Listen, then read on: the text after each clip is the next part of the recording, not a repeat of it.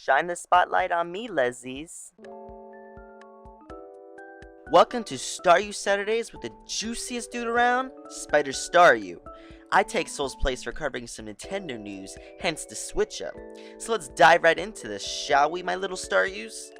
Today we're mainly going to be covering Pokemon news, because I don't know if many of you know, but there was recently a Pokemon Direct, which took place on Wednesday, and it revealed some more cool stuff in Pokemon X and Y that we're totally going to talk about today. First off, this Pokemon Direct was hosted by Satoru Iwata with Sunikaz Ishihara and Junichi Masada. And we had to get up early to watch that. Goodness, 7 a.m. Anyway, here are some of the highlights of the things that were revealed. One of the coolest things revealed probably was the new Pokemon Bank. Pokemon Bank is an application and service for Pokemon X and Y that will allow you to deposit, store, and manage your Pokemon in private boxes on the internet. There's 100 boxes, so you can store a massive amount of 3,000 Pokemon in your Pokemon Bank. Yup, 3,000 Pokemon. This is very useful for Pokemon trainers, not just for holding tons of Pokemon. But let's say you lose a copy of Pokemon X or Pokemon Y, or something happens to it and it gets erased. As long as the Pokemon are stored in the Pokemon Bank, then you could easily transfer them back to X and Y, no problem. And not only that, but if you're using multiple copies of X and Y, you can store Pokemon from each game onto the same bank. You just gotta open the Pokemon Bank application on your 3DS system. It's that easy. This service requires an annual fee. We don't know how much yet, but considering it's yearly, any price wouldn't be too much to have Pokemon stored forever, am I right? I personally think this is a very cool idea. Storing Pokemon not only means you'll have more space, but you can keep them forever. Well, as long as you pay. Because goodness, we know Pokemon keeps evolving, changing, and gaining more generations. I would love to show my kids or grandkids one day the Pokemon I used to use and that I grew up with. Because goodness, I'll be like, look, Sunny's grandpa used to fight with a Staryu. Yes, I would totally do that. Anyway, well that's cool and all, we have to also mention a Poke Transporter. For transferring Pokemon Black, White, Black 2, and White 2 to online boxes to transfer them to your X and Y games. So how is it done? Well, you insert a Pokemon Black version, White version, Black 2 version, or White 2 version game card into a Nintendo 3DS system, then open up the Poke Transporter application. You'll be able to use Poke Transporter to transfer Pokemon from these games into their own online boxes. Then you can easily transfer those Pokemon into Pokemon X and Pokemon Y using Pokemon Bank. It's pretty cool to transfer old Pokemon to new games. It keeps the Pokemon you loved and trained really hard for future games. Please note though, once you transfer these Pokemon from your Gen 5 game to X and Y, you cannot get them back. So make sure you for sure want to trade these Pokemon. Pokemon Bank and Poke Transporter will be applications released when Pokemon X and Y come out. Now we're going to move on to some more stuff that were revealed, like Mega Evolutions. A lot more was explained about it, and even some new Mega Evolutions were shown. I'll tell you that in one moment. First, let's talk a little bit more about Pokemon Evolutions, the Mega Evolutions, shall we? The truth behind why some Pokemon can Mega Evolve is becoming more clear. When you look closely at the main character's left arm, you'll notice a bracelet called the Mega Ring. When a Pokemon is holding its Mega Stone, the Mega Ring and the Mega Stone resonate, triggering Mega Evolution. It is said that the strong bond between a Pokemon and its trainer also plays an important role in making two items resonate.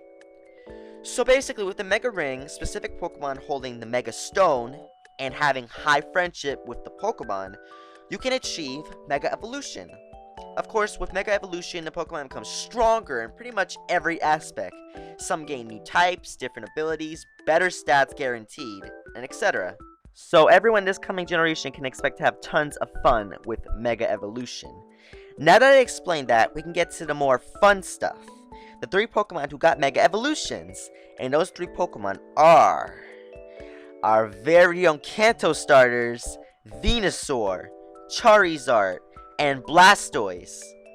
Yes, it's true, all 3 have Mega Evolution, and when they achieve Mega Evolution, they become cooler, stronger than ever. Let's address what happens. Venusaur's flower on its back grows huge. Its leaves out more and everything. It becomes more sturdy too to support this massive frenzy plant. Venusaur gains some markings and has a little pink flower in its head too. Don't be fooled though. Venusaur becomes one tough beast when it's in Mega form. It keeps its grass poison typing, but it gains a new stronger ability, Thick Fat, which gives it more immunity over fire and ice type moves, which happen to be Venusaur's weaknesses. Also, its defense and special defense grow higher as well, so no taking this bad boy out so easily. Charizard grows more scaly and looks more sharp, and its wings are larger and stronger than ever. You guys are going to be scared to be up against this monster in battle. Charizard is ready to take down any Pokemon that comes its way. Charizard keeps its fire and flying typing, just like how Venusaur keeps its typing, but Charizard gets an even more deadly strong OU ability. That ability is Drought. Yes, the sun's rays intensify every time Mega Charizard enters the field. This means Charizard's fire attacks will be stronger than ever, and will keep permanent sun out as long as he's in the battlefield. And of course, providing no one upsets like rain or snow, or someone comes in with drizzle or snow warning or whatever. Not to mention, its special attack gets boosted significantly. So Flamethrower, Fire Blast, Blast Burn, Heat Wave, whatever the case may be, it's deadly. You Pokemon versing Mega Charizard better hope your Pokemon resists fire type moves, because anything coming in will get a ton of damage from this massive deadly Charizard. Blastoise is not left out of its awesome changes either. When Blastoise becomes Mega, he grows 2 giant canyons on his arm, and then grows a humongous, huge canyon on his back. Heck, this canyon is so big he has to bend over just to hold it up. Blastoise keeps his mono water type, but he gains a new ability called Mega Launcher. With this ability, moves like Water Pulse and Dark Pulse, basically, pulse type moves, become tons and tons stronger.